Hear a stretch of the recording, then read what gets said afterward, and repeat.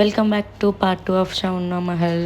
నేను ఇవాళ చౌనా మహల్కి వచ్చేసాక లోపలికి ఎంటర్ అయితే అయ్యాను. ఆ కాస్ట్యూమ్స్ అన్నీ అవి వదిలేసి పార్ట్ 1లో కాస్ట్యూమ్స్కి రిలేటెడ్ వీడియో ఉంది, అది విజిట్ చేయండి ఫస్ట్. దాని తర్వాత నేను ఈ చౌనా మహల్ లోపలికి ఎంటర్ అయిపోయాను.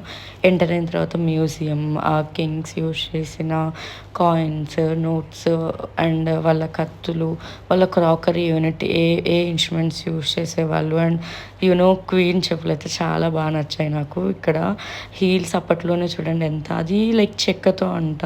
వాళ్ళు డిస్క్రిప్షన్ ఇచ్చారు, నేను డిస్క్రిప్షన్ తీసుకోవడం మర్చిపోయాను. సో క్రాకరీ యూనిట్ కూడా నాకు చాలా బాగా నచ్చింది. ఇవి వాళ్ళు యుద్ధాలలో యూజ్ చేసే వెపన్స్ అంట.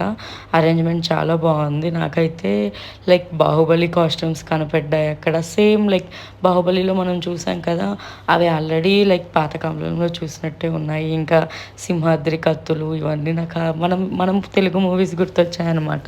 మోస్ట్లీ లైక్ దీని రిఫరెన్స్ బేస్డ్ తీసుకొని వాళ్ళు చేశారనిపించింది నాకు.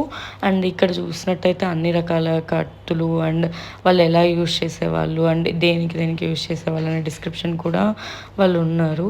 అండ్ ఇది బీర్వా అంట, లైక్ క్వీన్స్ అండ్ కింగ్స్ వాళ్ళ గోల్డ్ అవన్నీ పెట్టుకునే బీర్వా. అండ్ ఇవి వెహికల్స్ లైక్ బుల్లెట్ వెహికల్, ఇంకా కార్లు, ఇవి కూడా వాళ్ళు ఎగ్జిబిషన్లో పెట్టారు. సో ఇట్స్ గుడ్, నాకు చాలా బాగా నచ్చింది.